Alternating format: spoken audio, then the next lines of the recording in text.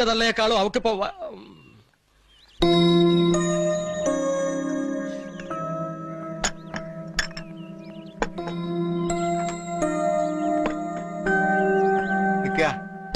ഉപദേശിക്കുന്നത് ഈ കാലത്ത് കുട്ടികൾക്ക് ഇഷ്ടമല്ല, അതുകൊണ്ടൊട്ട് ഫലം ഉണ്ടാവാറില്ല. എന്നാലും നമ്മളെയെല്ലാം ഒരുമിച്ച് വിഡ്ഢികളാക്കാൻ അവനെ അനുവദിക്കരുത്. മാധവന്റെ കാര്യമാണ് ഞാൻ ഉദ്ദേശിച്ചത്. ആളൊരു കള്ളനാണല്ലോ, തന്ത്രശാലിയുമാണ്. അവൻ ഈ പ്രേമം ഭാവിക്കുന്നത് സത്യമാണോ എന്ന് അറിയണം.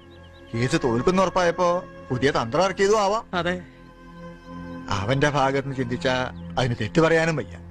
ആകെയുള്ളതൊരു കിടപ്പാടും അതും നഷ്ടപ്പെട്ടു പോകുന്നാവുമ്പോ എന്തും ചെയ്തു. ഇങ്ങനൊരു കേസ് അച്ഛനുമായി നടക്കുന്ന കാര്യം അയാൾ എപ്പോഴെങ്കിലും കുട്ടിയോട് സൂചിപ്പിച്ചിട്ടുണ്ടോ? ഇല്ല അല്ലേ? സൂക്ഷിക്കണം.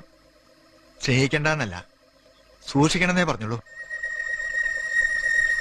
കേസ് നമുക്ക് പിൻവലിക്കാം, എനിക്ക് വിഷമൊന്നുമില്ല. പിള്ള തിങ്കളാഴ്ച കാലത്ത് കോടതിയിൽ വന്നാൽ മതി. ഏറ്റിട്ടുണ്ട്. ഇടിപ്പത് പണികളത് വിട്ടിട്ടാ താൻ വിളിച്ചപ്പോ ഇങ്ങോട്ട് പോകുന്നത്. വൈകിട്ട് കാണണം. പണം ഒരു പ്രശ്നമല്ല വക്കീലെ. 27-ാം തീയതി അവന്റെ പെങ്ങളുടെ കല്യാണം.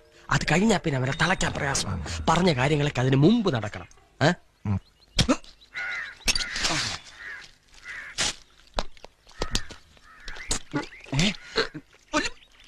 നിക്കില്ലെങ്കിൽ അറിയാണ്ട് എടുത്ത് ഞാൻ പൊതിക്കും.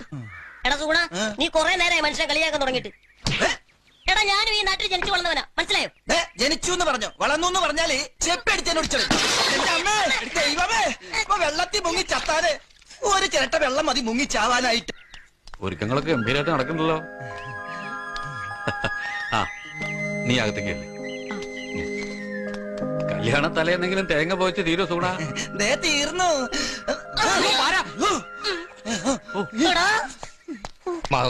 എന്റെ അളക്കലാണ്. ഇങ്ങൊന്നേ, ഭഗീരഥൻ പിള്ളയുടെ പരാതി കോടതി ഫയലിൽ സ്വീകരിച്ചു. കല്യാണത്തിന് മുമ്പോ ചിലപ്പോ കല്യാണത്തിന്റെ അന്നോ മാധവൻ നായർ അറസ്റ്റ് ചെയ്യാൻ കോടതിയിൽ നിന്ന് ഓർഡർ ഉണ്ടാവും.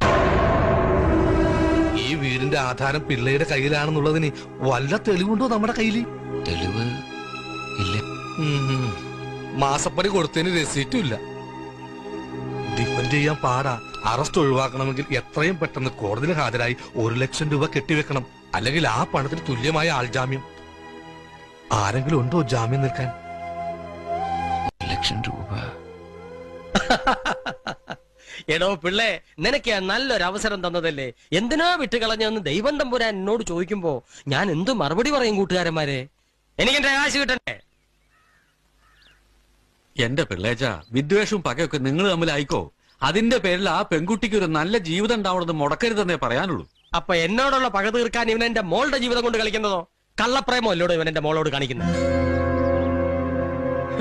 20 വർഷം നോക്കി വളർത്തിയ തന്ത പറയുന്ന അവൾക്ക് വിശ്വാസമില്ല. അവനേ കാര്യം. തന്റെ മോൾക്കാണ് ഈ ഗതി വന്നിരുന്നത്, താൻ സഹിക്കോടോ? പിള്ളേച്ചന്റെ നെഞ്ചത്തിട്ട് ആർക്ക് വേണേലും മുള അരയ്ക്കാം. എനിക്കെന്റെ മോളെ അറിഞ്ഞുകൊണ്ടൊരു അപകടത്തിലേക്ക് തള്ളിവിടാൻ പറ്റില്ല. ഇമ്മണി കാശ് മുടക്കി തന്നെ ഞാൻ ഈ കേസ് പൊക്കിയെടുത്തത്. കല്യാണം മുടക്കാൻ തന്നെ തീരുമാനം. അല്ലെങ്കിൽ ഉള്ള സത്യം അവളോട് തുറന്നു പറഞ്ഞ് അവൻ എന്റെ മോളെ ഒഴിവാക്കി തരട്ടെ. അല്ല പിള്ളേച്ച, ഞാനൊരു രുക്മിണിയായിട്ടുള്ള എല്ലാ ബന്ധവും ഉപേക്ഷിക്കാം. മാധവന്റെ ആധാരം തിരിച്ചു കൊടുത്ത് കേസ് ഒഴിവാക്കി തരാൻ പറ്റും. അങ്ങനെയാണെങ്കിൽ മാധവൻ തയ്യാറാണ്.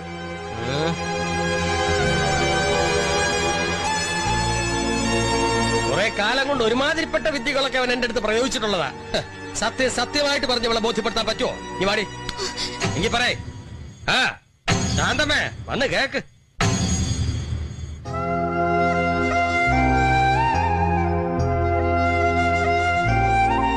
കോടതിയില് പിള്ളേച്ചനോട് മുട്ടാൻ വേണ്ട പണവും സ്വാധീനം ഇല്ലാതെ വന്നപ്പോ ഞാൻ കണ്ട ഓരോരു പോംവഴി നിന്നെ പ്രേമിച്ച് വസ്താക്കലായിരുന്നു. അതൊക്കെ സുഗുണനും നമ്പൂരിച്ചനൊക്കെ അറിയാവുന്നതാണ്.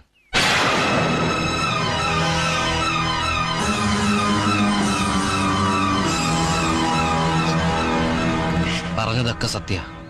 പക്ഷെ ഇപ്പോ ഈ ഭൂമിയിലുള്ള മറ്റൊന്നിനു വേണ്ടിയും മാധവൻ നിന്നെ ഉപേക്ഷിക്കാൻ തയ്യാറല്ല.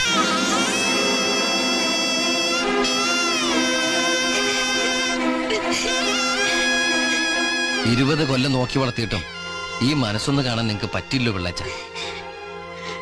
മാലതിയുടെ കല്യാണമല്ലേ, അതെങ്ങനെയാ നടത്തേണ്ടതെന്ന് എനിക്കറിയാം. പിള്ളേച്ചനെ കൊണ്ടാവുന്നൊക്കെ പിള്ളേച്ചനോട് ചെയ്യും.